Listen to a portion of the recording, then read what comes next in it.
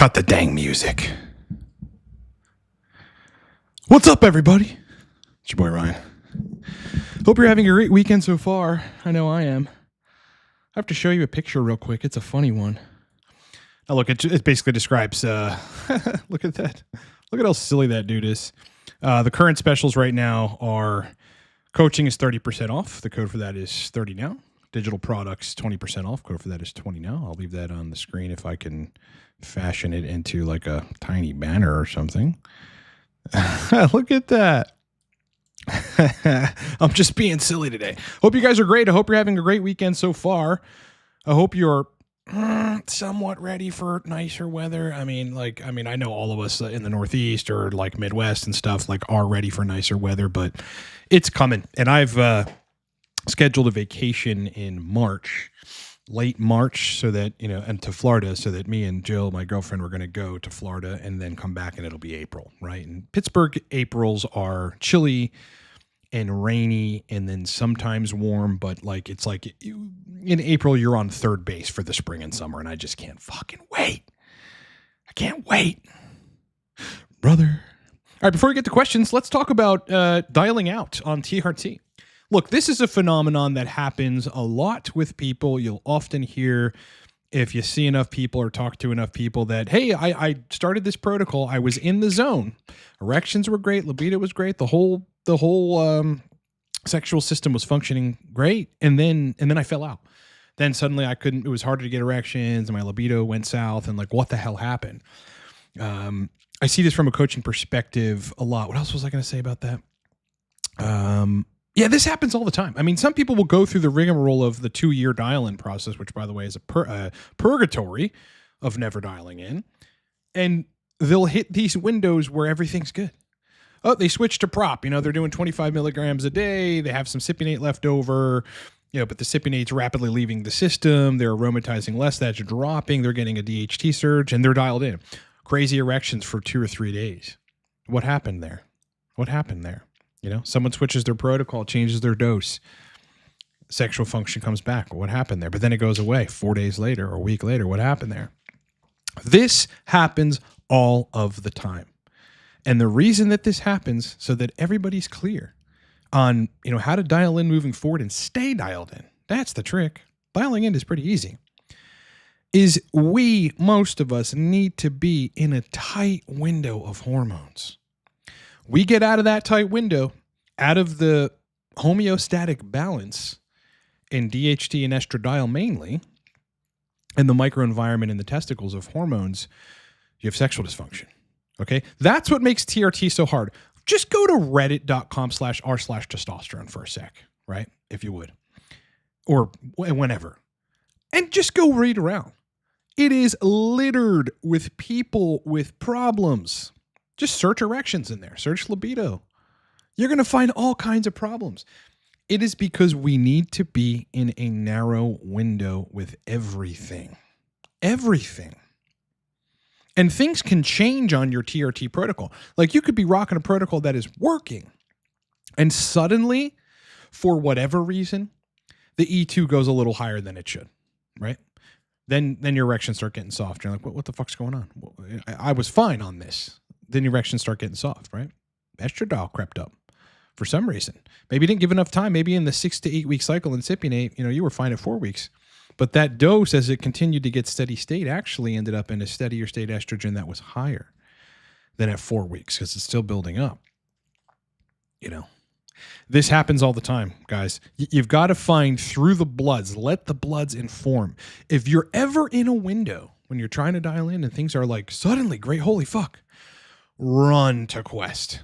Okay? Go to discountedlabs.com, buy your bloods, testosterone total, free, you don't really need. Estradiol ultra sensitive, DHT. You can schedule now these days right through Discounted Labs, through Quest. Run to Quest. Buy the labs. Get an appointment or fucking walk in that day. Get those labs. Because when you're dialed in, the labs show you where you need to be in estradiol and DHT. And, I guess total test is important, but really it's the metabolites that matter for sexual function. So please keep that in mind, boys, and recognize that if you hit a window and everything was great, and then you shifted out of it, you're not too far. You have to figure out where you went over or under on something. You know, if you just ended up making too much DHT, that can mute sexual function too, relative to estradiol. All right, it's like the DHT, the androgen state relative to estrogen matters too, but not in the way that people commonly talk about on the web, that you can have 1,800 tests and 78 estradiol. If the ratios make sense, that doesn't make sense. It never makes sense. Just something to think about, boys. You can dial out. We've got razor thin margin of error. Most of us have razor thin margin of error. Okay. And the majority of people on TRT are not those guys that can just inject anything. Yeah, I'll switch to Enanthate this week and just pin 150 on a Friday. And they're just, dick works good. Everything's great. No acne. Like it doesn't happen, boys. Razor thin margins. Razor thin. All right, let's get to questions. M-Suds, can you go over why 20% cream isn't ideal? Yeah, I've been over this many times, man, but I'll do it again so that people truly understand. Listen, if you want to dial in an HRT protocol, you're definitely 100% of the time from the first dose protocol that you suggest going to have to make an adjustment. If you're going to have to make adjustments, you want the adjustments to not be wild swings in hormones. The higher the swings are when you adjust, say you increase a pump of 200 milligram cream, the more your testosterone and estradiol are going to increase a lot versus if you had the 100 milligram cream, which is only 25 milligrams of testosterone. Then that increase, whether you shift the dose up or down, is less. You can't be changing wild swings to dial in. You will never dial in. Never. You'll just be in a purgatory of up and down. You'll go through the window and you'll be quickly out of the zone, as I did, just started the podcast talking about. You just exit the zone. But if you're changing things in minor increments, which you can only achieve with lower concentration cream, you have a lot better of a chance of identifying the zone and staying there. And if you get out of it, you can get right back in it quicker. That's why. It's the same thing as like, if you're trying to optimize a cypionate protocol where, you had previously been dialed in, you're on 140 milligrams a week, everyday injections, call it intramuscularly in the glute with a 5/8 inch needle and 100 IU of HCG every day. And then you dial out. And, you think you went a little too high in estrogen. It just had accumulated. Don't drop to 100 milligrams a week. Then in 6 weeks, the E2 is going to be 12. And you'll have sexual dysfunction on the other side and achy joints. Big swings is why you want to use lower concentration cream. Okay? You want to be making incremental changes like this. Okay? And then stopping after the change. Noticing. Running bloods. Seeing where you're at. If it takes longer, it takes longer. These people that want to change their protocols every third day because they get some sort of response, you're doomed. You're never going to dial in. That is why. At the same time, on 200 milligram cream, the common suggestion is 2 pumps in the morning, 2 pumps in the evening. It often takes people's total test to fucking 2,000 or 1,800 or 1,400. And none of them, unless you're using an AI, are going to get you in the sexual function zone because the estrogen is going to be too high. Whereas you run 4 to 5 clicks with 100 milligram cream, you might end up higher on estradiol.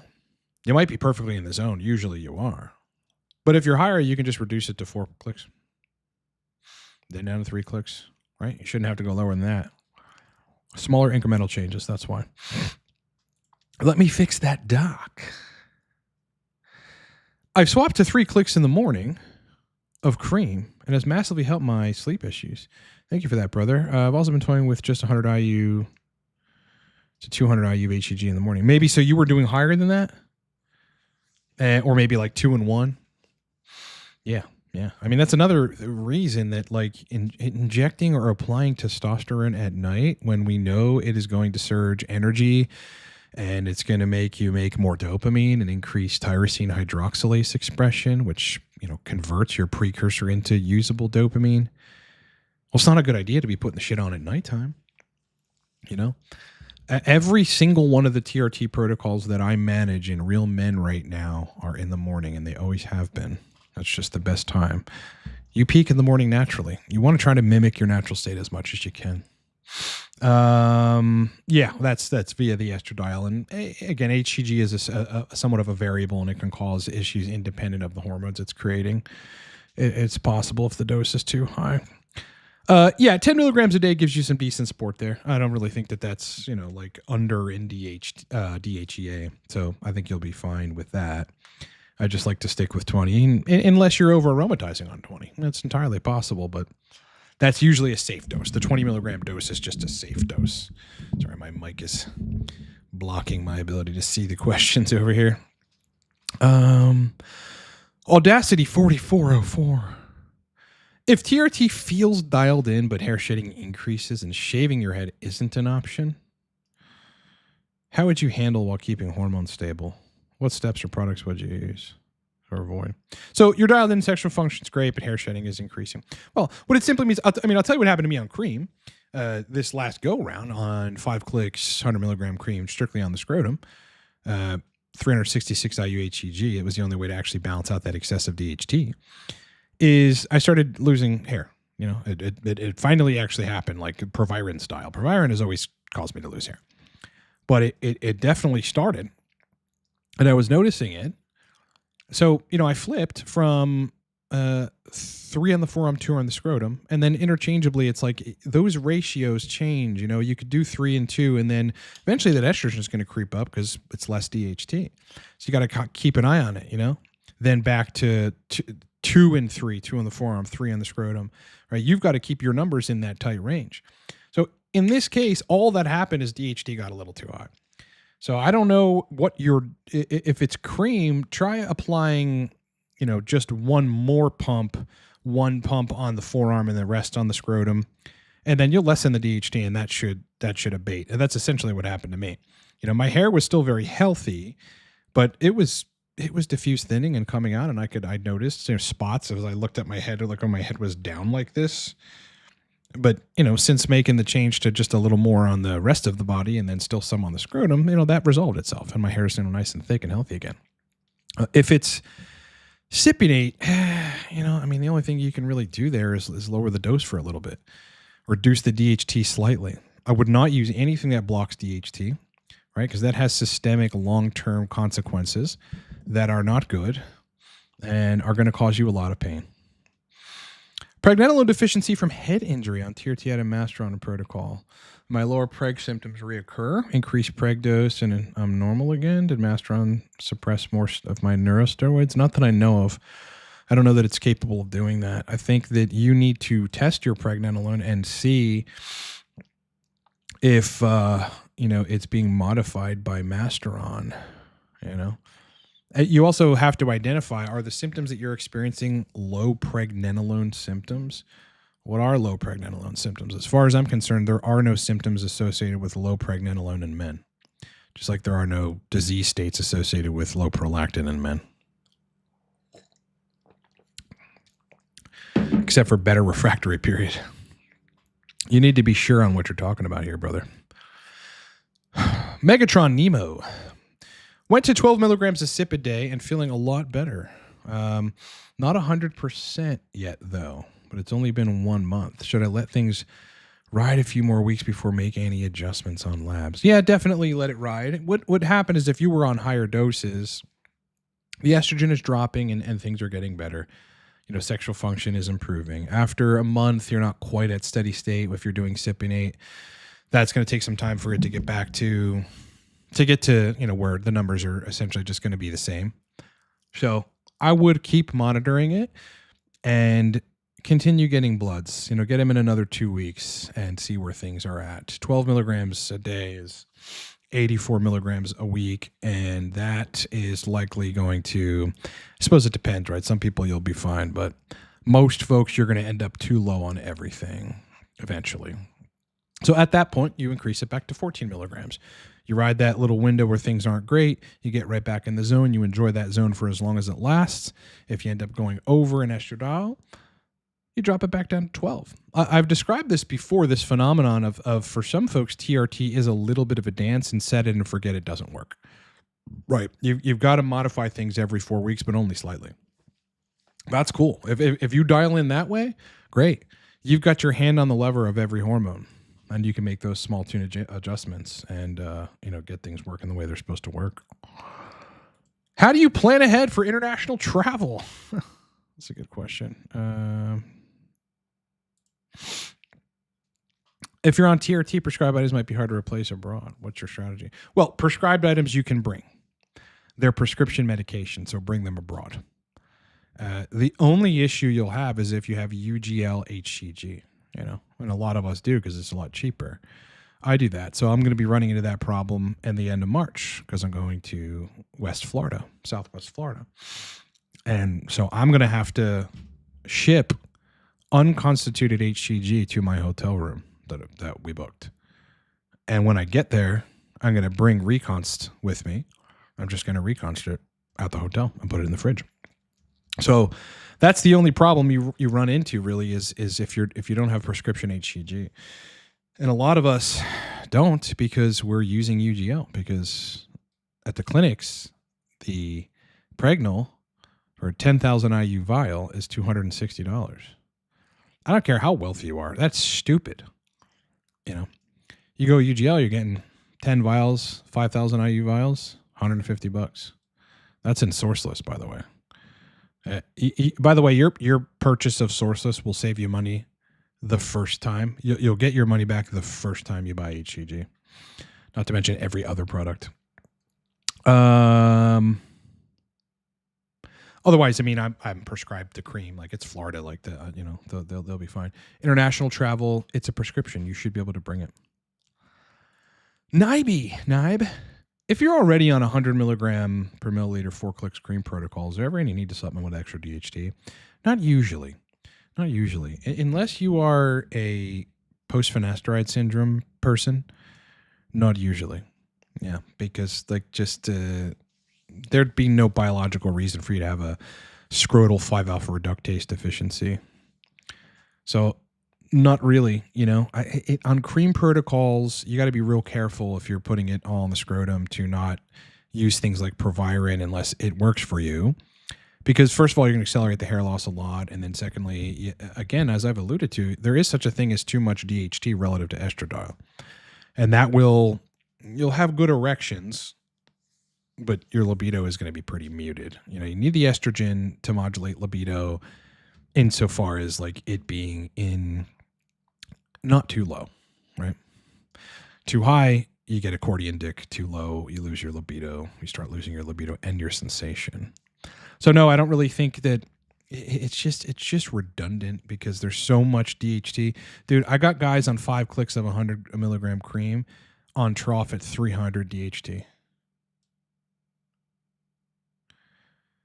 You know where they were on the equivalent like testosterone dose of Cypionate? 55, 60 DHT. It's such a DHT-centric test modality that's why it's extremely useful if you can dial it in. This is a tricky question. Have I ever seen anyone unable to tolerate HCG? The answer to that is no, within the right protocol. Out of the scope of the right protocol, yeah, plenty of people have intolerance to HCG because it's increasing estradiol too much. That's just it. It imbalances them. It throws the ratios of DHT to estrogen, highly in favor of estrogen. And they could be horny and have sensation and climax and pre-ejaculate and all this good stuff that indicates a healthy system, but they have erectile dysfunction. So I'll tell you this. Over the years, I have seen countless guys that say they can't tolerate HCG. When I do the fact-finding on a coaching or a consult, like I can't use HCG. I've already tried. I tried this thing. And then we get into, well, what was the protocol where HCG was giving you problems? And inevitably, it was one in which, because of the HCG based on the testos, they were over aromatizing. So had they reduced the testos 20 milligrams a week, the HCG would have been fine. Had they switched to cream, dude, here's a great example of how this is so case dependent and depending on the context of the protocol. I could tolerate nearly 400 IU of HCG a day. It was 366 on purely scrotal cream, 5 clicks, 100 milligram on the scrotum. How much fucking HCG that is? It's nearly 2,000 IU a week. That's fertility level doses. That's because the DHT was so high. And it was like creating an AI-like effect that I needed that much HCG. Now, I had switched that and made it a lot more, efficient. But the answer to that is no, as long as the protocol was right. 60 milligrams every other day prop gives you anxiety. What would you recommend if 60 every other day completely fixed my PFS? Dude, if it fixed your PFS and it's still fixed with 60 every day, but you have anxiety, I would do nothing. Unless that anxiety is crippling, I would do nothing. I'd drink some chamomile tea. I would maybe take a little bit of low-dose L-theanine. I would start meditating. I would do cardio every day, and I would hit the gym every day or every other day. Yeah, that's what I would suggest you do. Try to find a neurological way, just by manipulating neurotransmitters. Because if you have PFS and you're dialed in, you don't want to mess with that. At the same time, you could go snapshot your bloods and see where they are, and make the switch to transcrotal cream and try to reach a similar state in bloods. The DHT will be higher than where it is on prop, but it's something you can do. Thanks, brother. Yeah, I mean, I'm carrying 70% of the mass I put on during my last cycle last summer, the summer before last. But I only put on mass if I lift heavy. Like for a while I was doing medium weights, higher reps. I didn't put any mass. All I did was maintenance my body at that time, just trying to keep the muscle I had and whatever. I recently just started lifting heavy again, and I'm already growing, and so that's like I know that some people can grow if they lift like lighter weights with 1,000 reps. I hate doing that, first of all. Secondly, I cannot grow that way. I can't grow. I will look the same at best. How can someone judge product quality and safety when using non-prescription TRT sources? Are there best practices? There is a website by is it TRT steroid YouTuber. He's an older guy. His name will definitely escape me, but he's one that has been in the industry like for a while, in this space for a long time. And he's got like a kind of a roid testing strips or something. So if you really want to go that meticulous about it, you can buy those and then test what you got to see how effective it is. Otherwise, your best bet and your best fail-safe is just to get high-quality sources. Yeah, that's why I built Sourceless, so people don't have to look for that and try shit that is either not real or highly underdosed. I mean, none of the stuff that I've ever gotten from anyone on SL has been underdosed or anything. It's all been fucking great. Is injecting HCG every other day or 3 times a week acceptable? Yeah, I mean, it's acceptable. But listen, so long as you can get the estrogen dialed in to your zone with that, will you have to do some creative modulation of the rest of your protocol? Probably. But that's what being good at TRT is about. You just creative modulation. You're going to get higher peaks in estrogen, so you might need to lower the testos a little bit. That'd be one creative modulation. Midnight Ambassador is asking an off-topic question. Totally cool, though. I do a lot with productivity and mind enhancement. Yes, when folks are coming off long-term use of pain mood and brain fog are a big problem. Do you have any advice? If these were GABA modifying things, like potentially gabapentin or Valium, because that's, pain meds, other GABA A receptor agonists and stuff like that. Not really. I mean, the best thing you can do to regulate the GABAergic system is cardio. That's the best thing you can do. I think that, you might want to just kind of supplement with a little bit of booze at night. I know that sounds irresponsible, but that's booze is pretty close to liquid GABA.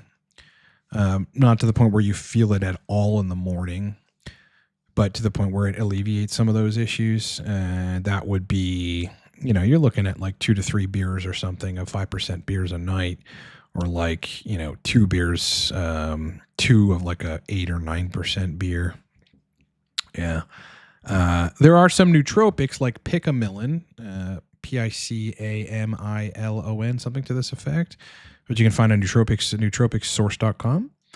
And that is GABA synthetically bonded with a B vitamin, so it crosses right into the blood-brain barrier and will affect GABA concentrations, which will help you. My opinion on shockwave therapy, like gains or improved erections. Gained wave, yeah. I think if you have a hormonal problem that is causing your erectile dysfunction, products like the Phoenix and this kind of shit will do nothing. Yeah, I think that the concept is useful to, induce neovascularization and to break up potential fibrosis and plaques and stuff like that. But if you have a hormonal problem, an imbalance in the DHT estrogen axis, it will not help, nor will tadalafil or Viagra. So I think that if in other words, in order to get the benefit of these things, you have to be in a dialed in place. Otherwise, very rarely, especially if you're under 70 years old, is your ED a vascular problem. I don't know any situations in which it's a vascular problem. Yeah, the mechanisms will work. It's hormones that drive the penile endothelium and the nitric oxide signaling, the smooth muscle cell health. Hormones drive that. Can testosterone cream be effective for people suffering from PFS? Yeah, 100%. It's one of the best ways to go about it. I mean, the only protocols that work, occasionally you'll get you go on a low-dose cypionate protocol, 12 to 14 milligrams a day, 100 IU of HCG a day, 20 milligrams DH a day, and they're fine. Estrogen's 27, DHT's 55 or so, total TAS peaks at 700. They feel great. But that's occasionally. More often than not, these two protocols work for them. Higher dose cypionate or anethate with an AI and HCG, or cream. Yeah. And cream is just a better... The reason the higher dose cypionate and stuff works is because they're getting enough DHT with a higher dose, but they're controlling estrogen. Cream essentially does that for a lot of people without having to take an AI. Cream eliminates... It just simplifies your protocol a lot. It can, if you're surgical at dialing it in. You don't need estrogen control if the protocol is right. And it's pretty easy, relatively easy to achieve. Now, there are outliers, right? I'll have guys that go on a cream dose, which should get their estrogen in range, but they're still at 55, 60. They're over aromatizing. That's a problem you have to work on yourself. You have to work on that yourself. Optimizing thyroid hormones, optimizing blood glucose, optimizing liver function, removing estrogenic foods, pot, booze, stuff like that from your body. Figuring out why you've got this overexpression of aromatase activity. Number one cause of that is, by the way, body fat, but second cause is underperformance of 5-alpha reductase enzymes. If someone is on TRT without HCG, fertility isn't a concern and libido is strong, would there still be a reason to use HCG? How much might as well be in this system?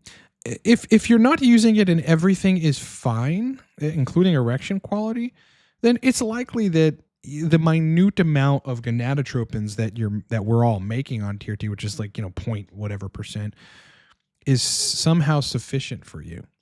It's the only explanation for, these anomalies that can not use HCG. So stick with it for as long as until you end up getting like a dry penis syndrome where you can't make moisture because you have no intratesticular estradiol, and eventually ED, but that might not happen for you. Might be making enough of the gonadotropins, even though it's nearly undetectable. I've seen this before. Dave Lee swears he's one of those people, and I believe him. I think it can happen. For people suffering from PFS, can HCG plus Proviron plus 20% DHT jump? No, this is not a good idea. This is not a good idea.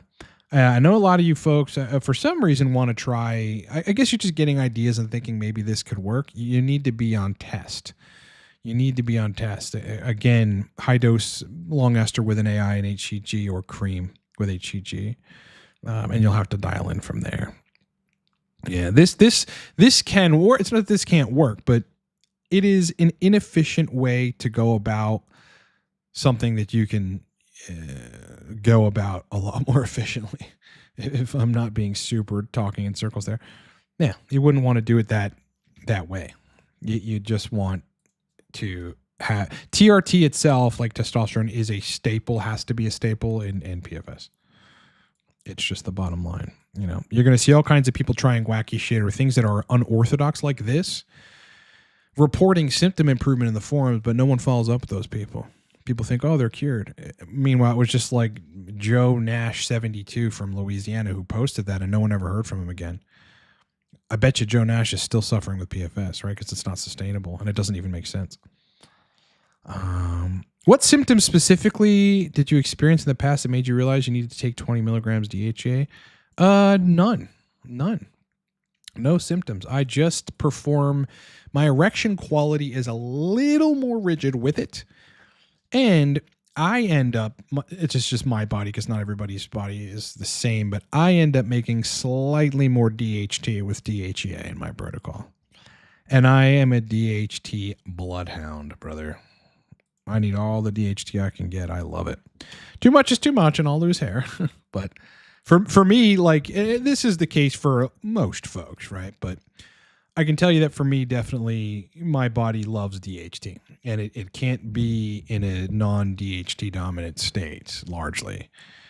You know, it just I've got to have the DHT in the picture. Like if I took finasteride, I'd get instant ED. Like a lot of people do, get instant ED when they take finasteride. It's not something you know, I can really go without. Most men cannot go without DHT. None of us can, frankly. 30% off coaching. Look at that guy. Just look at him.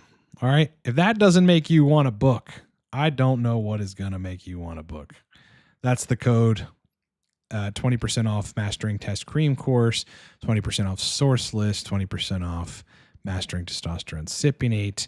About 3 weeks away from finishing what will absolutely positively be the most comprehensive product for dialing in TRT. I don't know if I have the cover here anywhere. I'm sure I have it somewhere. I thought I did. Yeah, it's this. It might be titled something slightly different, but this is the functional playbook for sexual function on anti-ester. It's the playbook. Every situation, you're having sexual dysfunction, every situation is listed exactly what I do as a 7-year coach. That's coming out in the next couple of weeks. Everybody's going to want to get that. Okay, if you want to switch from prop 25 milligrams every day to cypionate, how would you go about that frequency-wise to avoid any peaks or valleys? The first thing I would do if I were you is front load. So go to steroidplotter.com and identify your target total testosterone, which in this case should be, if you're not using an AI, about 700.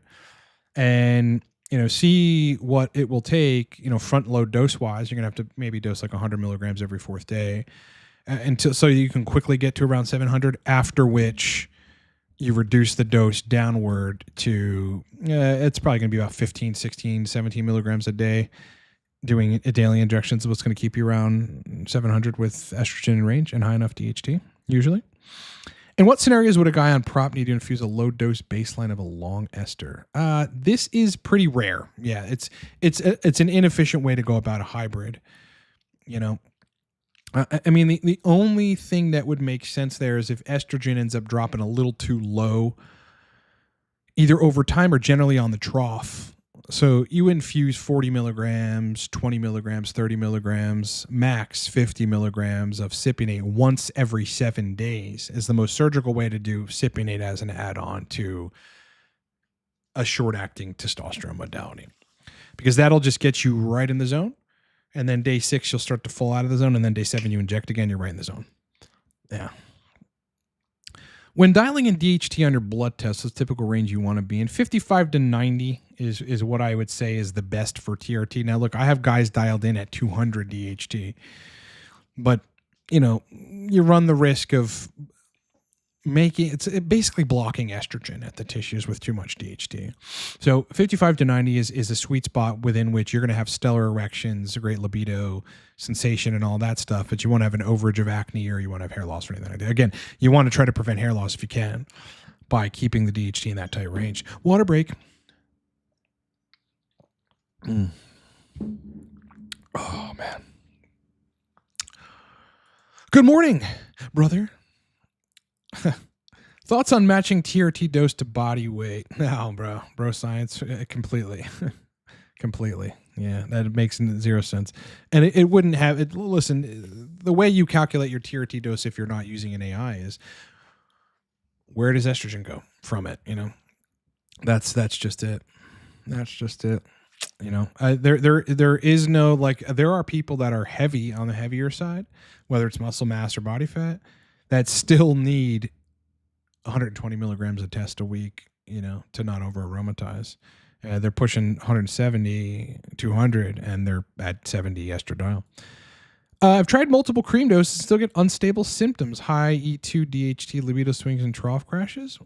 When would you personally move cream to injections? I wouldn't. You're just not able to stick with something long enough for you.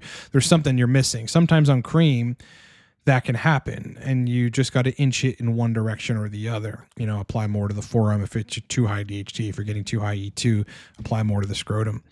Regarding the trough crashes, you might be a candidate for 2 in the morning, or correction, if you're using 100 milligram cream, 3 in the morning, 2 in the evening, so that you don't have those crashes. You just have got to manipulate the protocol. If you're somebody who, even if you try that, if you end up then on too high E2, well, then you'd want to reduce the dose, maybe 2 in the morning and 1 in the evening, and then see how you fare there. You're just going to have to play with it. It does seem, based on your previous comments, that your body is responding atypical to cream. And so you've got to know that, recognize that, and adjust accordingly. Get creative with your adjustment. I have to do these kinds of things a lot in coaching. And for those really problematic folks, like, the 3-month coaching will expire, and I got to tell them, listen, we're right there, but you got to book another month or whatever. TRT for these trouble cases can take 6 months to dial in. Thanks for the super chat, bro. Thank you, man. I appreciate that, dude.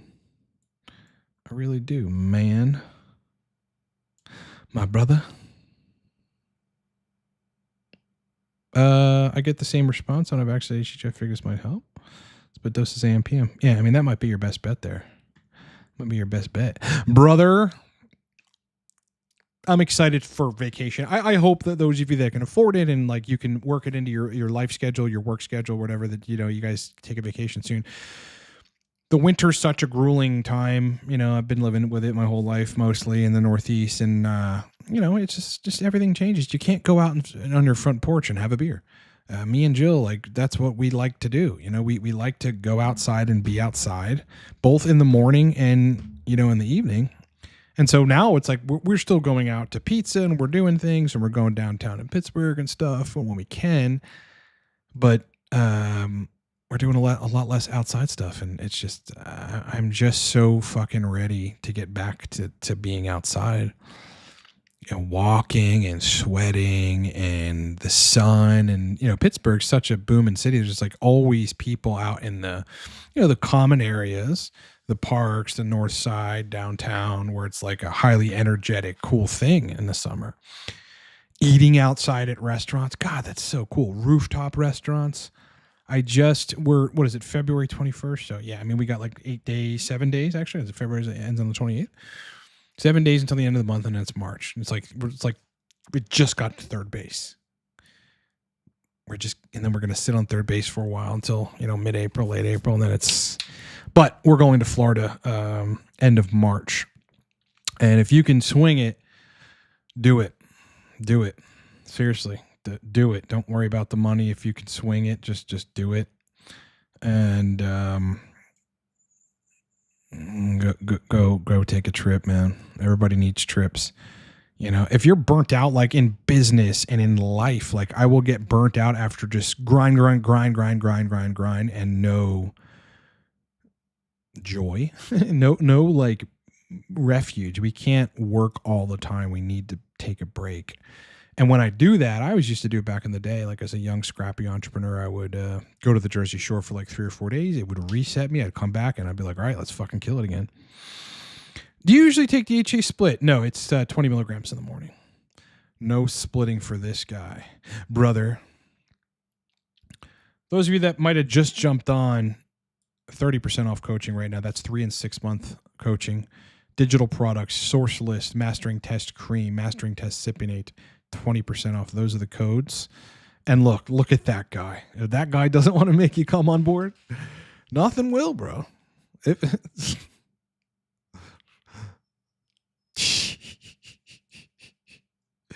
I got to give credit to Vigorous Steve for those style thumbnails, because that's where I got it from. Big Steve. Gotta love it, man. Gotta love it. Brothers. Today, my family, my girl's family will be in town from pretty far away. So we're going to meet them for like an early dinner. And everything in my like life is so fucking regimented. So like eating 2 hours earlier than I normally eat, I'm going to have to kind of budget for that. Going to go to the gym right around that time instead of going at 11 a.m. And then I'll be hungry and I'll eat, and then things will be fine. But, you know, that's kind of what you have to do. This is a good question regarding the gym. Training split. How many times per week? So as it stands, I'm at the gym 7 days a week. I feel phenomenal. I'm dialed in on TRT. My energy is great. I don't have any health problems. Lipids are great. High HDL. LDL is 105, so it's 5 over. Blood pressure, amazing. What else was recently tested? Thyroid hormones, the whole gamut. And so I feel great. I've got a dialed in diet, so that feels really great. I've got 85%, 87% dialed in sleep. Sleep is always a thing that's like, hard to perfect. So I feel fucking great all the time. So I am going to the gym. I am properly androgenized in the morning and throughout the day. So I go every single day. What I do now is I go to the gym and run 10 minutes on the treadmill. 10 minutes at a slow pace per mile on the treadmill, right? It ends up being about a mile and some change, maybe a mile. That's enough cardio for me to have gotten in the cardio for the day, and not enough cardio to make my then workout suffer or to cause catabolism to any significant degree. And then I work a singular muscle group, right? It's a split between one day it'll be heavy dumbbell biceps. The next day it will be heavy dumbbell shoulder flies. The next day it will be chest. It'll be bench, just flat bench. I'll do 2 chest days in a row typically. So I'll do flat bench, and the next day it'll be the chest fly machine. And then I might like do a singular shoulder day where I'm on an incline press with heavy dumbbells doing these things where you're just strictly working the front part of the delt. And then, there's another Smith machine, chest machine that'll throw in there on one of those days. So that's pretty much it. I go, I run for 10 straight minutes, and then I hit a muscle group, rinse and repeat. Am I seeing people having libido problems with retrotrutide? I don't know what it does, but anything, maybe. I don't know what it does. Will I ever make nootropics content as a flip to TRT? Yeah, strictly TRT. There's a lot of reasons I flipped from nootropics. I mean, number one, I noticed that, first of all, I've always been into hormones, and that was something in the background I'd always been doing. Started coaching on hormones back in the day. And I realized like hormones are the governors of our health in so many ways, and our energy, vitality, sexual function, brain function, much more than manipulating neurotransmitters. And I also noticed that a lot of folks were having problems they should address with hormones and with otherwise stuff that they were trying to paint over dirt with nootropics. And that just started turning me off. I started realizing that, people also viewed nootropics much more in a recreational drug capacity than they did like a cognitive enhancement capacity. So I started getting frustrated with the fact that people were essentially using them wrong and giving them a bad name. And that's why, we had problems with YouTube and we had otherwise problems with payment processors because people give it a bad name, even though the majority of the nootropics are fucking perfectly legal to have and use. So a lot of things ultimately ended up turning me off about nootropics. And, it was for me, I had been building the hormone consulting business for years prior, and it was just time to actually publicly move on. And I'm glad I did because there's more people interested. At the same time, I like the crowd better. I truly do. I like the hormone crowd because we're talking all about the same stuff that we're all really interested in. And, it's men on TRT are always guys trying to improve their lives. So it's a different thing too. I like that part of it. Dialed in on test prop, 30 milligrams daily plus cream, 0.25 milligrams per pump. Yeah, it's 25 milligrams a pump, 3 pumps in the AM. Well, interesting. That's quite a lot. Unless it's 0.25, so not quite 25 milligrams. I don't know what 0.25 milligrams is. That is a very small amount of testosterone, unless you're talking about 25 milligrams per pump.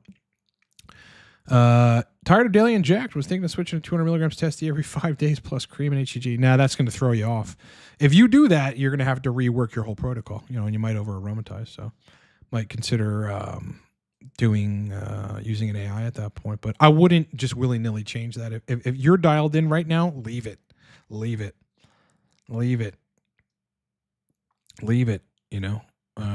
The daily inject, like with all due respect, considering the shit that I see where people are having such a rough time dialing in, the idea that the daily injection is the thing that's going to make you dial out or risk dialing out is absurd.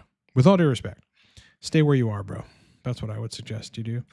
JL Montaigne, just want to thank you for all you do. Thank you, brother. Can't understand the haters in the comments under videos. Yeah, I get a good degree of those. I understand what you teach. Keep up the good work. Thank you, bro. Haters are a very particular class of person. And, I've seen them over the years since the very beginning, from when I had, 4,000 subscribers. I've seen haters. I get written about on Reddit. I said this or said that. Most of the time it's people who I've disagreed with. And I'm not the type of disagreeer that just lets you get away with bullshit. If I'm disagreeing with you and I know that I'm right, I'm not going to let you go. And people hate that. So they end up writing bad shit about me or commenting or whatever. I think the internet is filled with people that, have positions on some aspect of physiology that they feel very emotionally strong about. And if I'm saying anything that goes antithetical to that, they want to defend that because it's part of their identity. Meanwhile, nothing should be part of your identity but the truth. That's where you go wrong, where your identity is tied to keto. It's just fucking stupid, just idiotic. There's so many things wrong with that diet. So I get haters for a variety of reasons. I had a guy recently say about my girlfriend Jill, because she has kids, not my kids. She's got kids from her ex-husband. Why are you you're with a girl who has kids that are not even yours? It's just what? Doesn't that make me look better that I'm there for her kids and love her kids and they're fucking awesome? Plus, she's hot as hell. Go ahead and talk shit on her, bro. She's hot as fuck. And she's amazing. She's not just hot. She is the best woman. Woman. Does all the woman things. Takes care of me, rubs my head, rubs my back, is always interested in what's happening with me or how to help or how to be supportive. She's just a fucking good woman. So I get haters on her too. It's just I don't know. I'll tell you one thing. No successful male, respectable, well-meaning, well-intentioned, mature male hates on fucking anybody. When I was a young entrepreneur, I had just leased my first Mercedes-Benz. I was 27. I pulled up to a restaurant and did valet, and I felt like hot shit. I had a C300 black sport. It was nice. And, I'm sitting outside, and then this dude pulls up in a fucking Maserati with a fucking model chick. And for about a 0.5 of a second, I'm like, this fucking dude just stole my thunder. And then instantly I was like, wait a minute, what does he do? And I asked him in the middle of his dinner, I'm like, hey, bro, just what are you into? And he's like, oh, real estate. I started investing early, doing single family rental units and all. I learned from him. So no successful man hates on other men. If there are men that are doing something great, they want to learn from them. That's how we should all be. And just the same, successful men should want to prop up men that are trying to be successful, to show them how they think about things and help them get there. How would you describe good libido? Right now, I'm interested about once or twice a week. A good libido is 5 to 7 days a week. When you're around your partner, girlfriend, whatever, like you have a visceral desire to have sex with them. Yeah, and it should also bother you to some extent when you're not around them, to the point where like you want to masturbate or look at porn or something like that. Like it's just the gears are going when you're not thinking about it. Libido is something that if it's dialed in correctly, it happens very naturally, and it's present most of the time. Most of the time, you can entertain yourself with just sexual thoughts, and everything responds correctly. You induce psychogenic erections. That's what a good, healthy libido is like. And achieving that on TRT, while it's not easy, it is easy if you know what you're doing. Maintaining it, because bloods fluctuate, and if with long esters, it's an 8-week process before you eventually get dialed in and stuff. And people that change things too quickly, that's hard for them to maintain because they're doing it wrong. But that's something anyone can achieve on TRT, including people that have serious sexual dysfunction from the use of hair loss drugs. It's just, nobody, there are TRT YouTubers out there and the people that have their own disciplines and specialties, but nobody has made their niche sexual function. So I learned everything about it with every ester. So to me, it's so achievable, even when people think it's not. Oh, I've tried everything. I bet we could creatively engineer a protocol that works. So right now there's a period in which your E2 is either too high or too low. Potentially DHT a little too high at some points. I don't know what your protocol is, but those are the main culprits. At the same time, most of us need functional testicles for proper libido. Thoughts on the whole blood donation thing to deal with increased erythropoiesis? Yeah, it works. It lowers ferritin over time, as you've heard, I'm sure. I don't think it's a non-issue. So I'll definitively state my opinion there that people that say that, when your hematocrit's 52, 54, that people in Colorado have high hematocrit, that is not the same thing. Their body is adapting to their climate. You do not want to think blood. You don't. Your hematocrit should be 50 or below. Drink more water, maybe donate some blood to get it down. Change your TRT protocol. People will often be on long esters, have hematocrit problems, switch to short-acting stuff, and the hematocrit problems go away because they trough. Yep. So, it's totally a problem if it's above 50. Can you talk about cranking up potassium on TRT? I found it instrumental in improving my sleep and recovery. Interesting. I also lack pissing throughout the night. So you were peeing a lot? As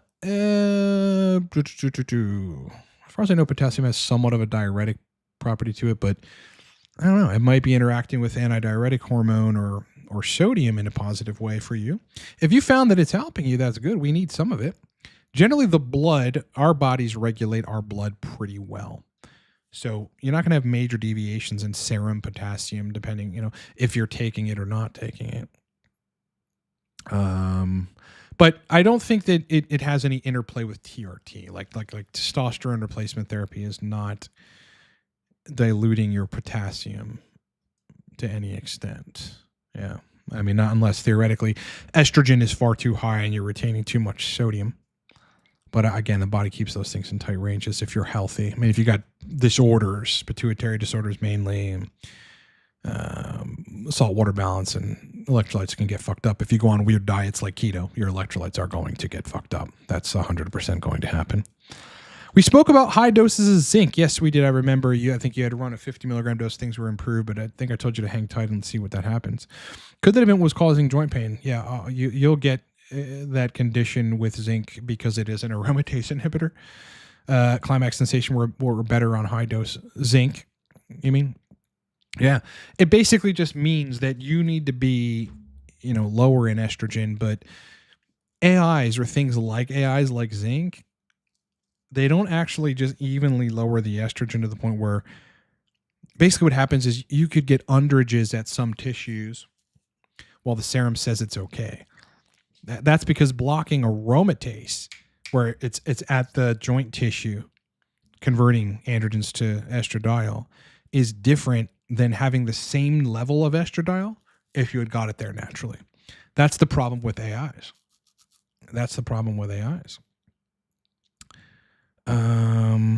No, I don't think so. Just for fun, could I design a protocol stimulating HCG effects without real HCG?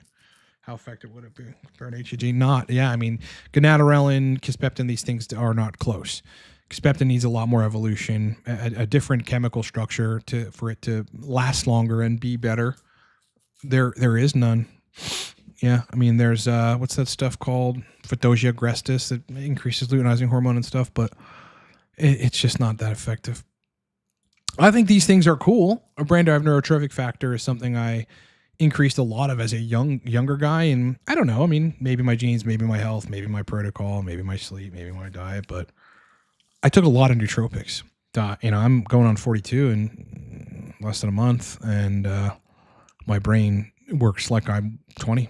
I don't have where I'm trying to grasp for words and find shit. Like, it just doesn't happen to me. Whereas I know people my age or slightly younger that have that, where their vocabulary hasn't evolved over the years and they're kind of just not learning anything new.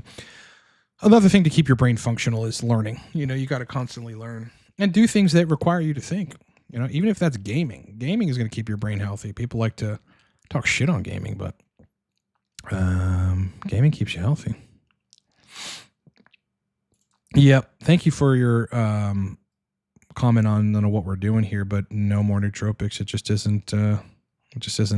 Again, I'm turned off by it in a lot of ways, and not interested in making that. We start talking about that, we attract a different audience, right? From a business perspective, it doesn't make sense.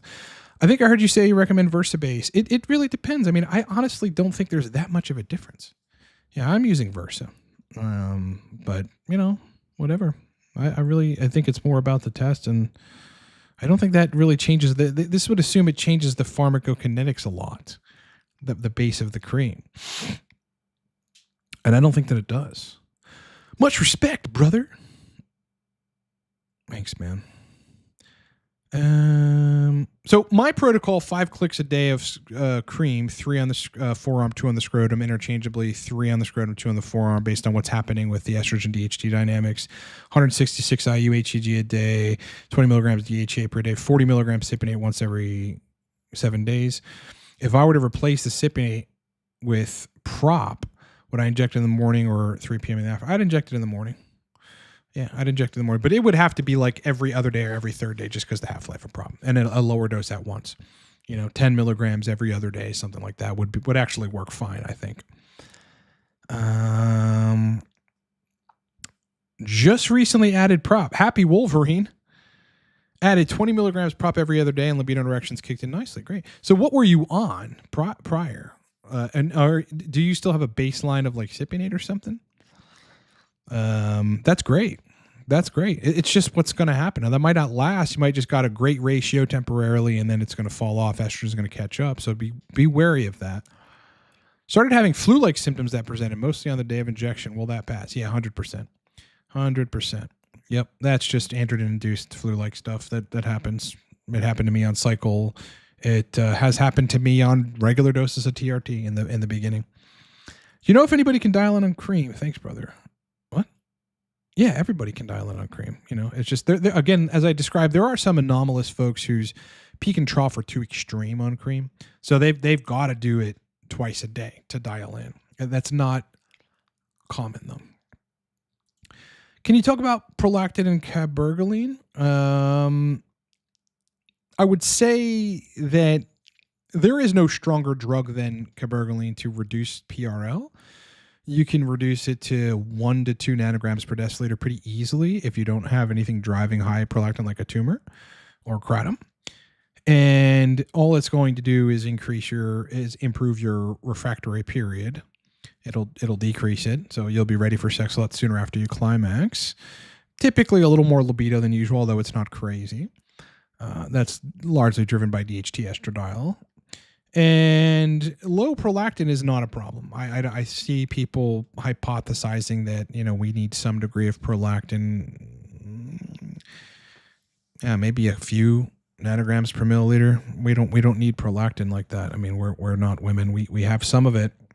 That's got, I guess, some immunoregulatory properties or something, but it's not that prolactin doesn't regulate your immune system. I mean, your intestinal bacteria does, and the vitamin D does, and among other things. So I think you got to be careful with it because it can cause you to have fucking transient periods of hypotension where your blood pressure drops substantially. So, it's something to be careful with. And at the same time, cumulative doses of the 200 to 400 milligram range, which would take you years to achieve, can increase the thickness of your mitral valve in your heart and via fibrotic mechanism, which is not good. So just something to think about. 12 units prop, not 0.12. I don't really remember your question, brother.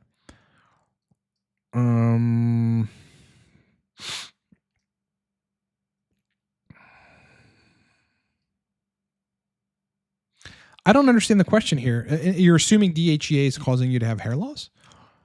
DHEA sulfate is at 503 with no DHEA supplementation, 150 IU HCl. Do you recommend lowering it for hair? Brother. A little more nuanced, if you would. What happens if you take DHT gel and are on oral dutasteride? Well, you still convert some compounds to active neurosteroids via 5-alpha reductase, so you're going to have a deficiency in those. It's not a good idea. It's not a good idea. At the same time, at the tissue level, you will convert a lot less of your test to DHT and more to estradiol, regardless of whether or not you have DHT in the mix. All you're doing with DHT in the mix is adding systemic DHT. At the tissue levels where a lot of the conversion happens, you're still going to get starved of it. Not a good idea. Yeah, it's a myth. It's a myth. If people say, oh, if you're on TRT, you can take finasteride. Myth. I know people went on TRT, got some hair loss, took finasteride, got post-finasteride syndrome. It's like Russian roulette with your dick. You don't want to do that. 5 milligrams daily Cialis added has helped. It's always gonna, assuming you're close to being dialed in. If you're totally out of being dialed in, Cialis will do nothing. Is prolactin below 0 bad for sexual function or libido? No, but that's very hard to achieve.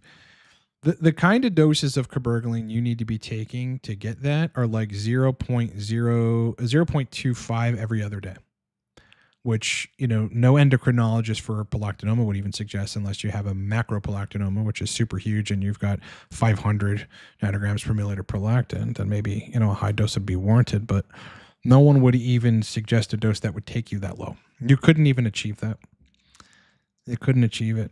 You could achieve pretty close, but 0, you're still going to make a little bit of it. I can't really talk a whole lot about Anadrol, Superdrol. Not something I have expertise in. Vigorous Steve would be a lot more of a candidate to ask such a question. So I don't know my brother. All right, boys, we're going to end the stream again. 30% off 3 and 6 month coaching. A lot of people have closed their sessions from the last 50% one, the 50% discount. So I have slots open at the moment. 20% off digital products. So that's Source List, Mastering Cream, Mastering Cypionate courses. Codes are on the screen. Otherwise, more content coming this week. I'm going to be, back to, as I've been, just 3 days a week content in the live stream, just hitting it with all the new stuff I'm learning and experiencing and coaching and discussing that the community likes to hear or needs to hear about, all the way up until late March, where I'm going on vacation for 7 days, after which coming back to kill it. So just primer on what's about to come. Hope you guys have a great day. I'll talk to you guys on Monday with some fresh content. I will see you there. Be square, brother. You can do that, Ryan at livecortex.com. Yeah. Down in the description section, Chad, you've got links to each of the coaching pages, but they all link to our website, which has my contact information at the website. It's just my name, Ryan, at livecortex.com, livecortex.com. All right, brothers. And Chad, if you're thinking about it, reach out to me. I mean, your emails will go directly to my phone, and I'll get back to you ASAP if you're talking about coaching or booking coaching or have questions or something. Kick ass, rock on, boys. Talk to you in the next one. Bye-bye. Peace.